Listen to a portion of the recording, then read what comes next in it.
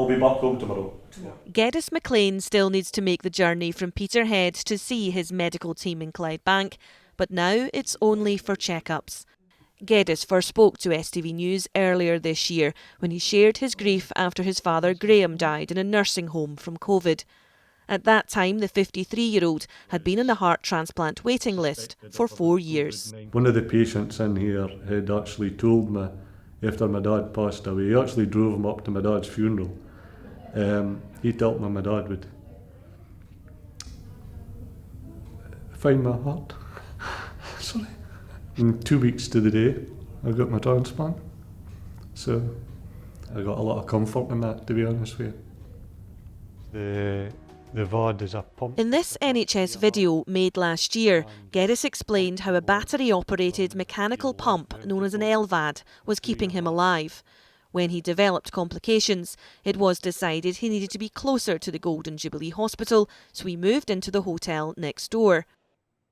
For over 11 months, Geddes visited the ward to receive antibiotics 3 times a day. One morning he was woken up by the phone call he had been waiting for.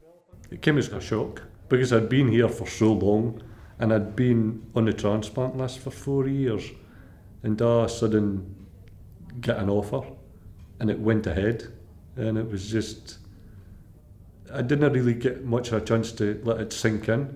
Even when I was in ICU on the days after the transplant, I had to get the surgeon to come through and speak to me because I was convinced that I hadn't got it. Hi Geddes, just a wee message. After surgery, the patient's adopted family helped to raise his spirits. We're over the moon that everything went well with your surgery. The staff in the hotel made them up a wee video for them all, and they sent that to me after I got my operation. I was up in the ward and this message came through with the video and it had me in tears. But good tears. During the pandemic, the transplant service at NHS Golden Jubilee has experienced one of its busiest periods. The fear was that our numbers would drop in terms of cardiac transplantation because of demands on the service, the NHS in general. But actually, paradoxically, we've done quite a high volume over the past few months. And we've just finished our 10th transplant, which has been since the beginning of lockdown. Some centres would do 10, 15 per year. So to do that in just a few months, is really quite remarkable. When you're on the heart pump, the LVAD, it's a direct flow. So you've no pulse and your blood is just continually flowing through your body. It's not, you haven't got the pulse in action to do it. So coming for that into a heart that actually pulsed, your body had to, all your organs had to sort of readjust.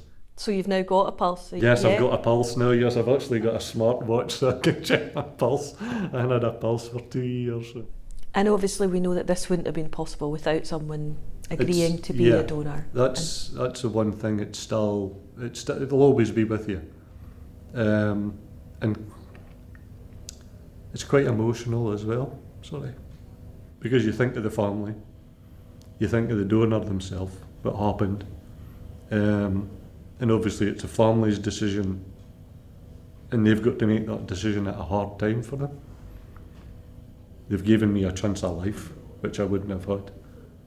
And I'm just so grateful. Because if it wasn't for them, I wouldn't be here. Sharon Frew, STV News.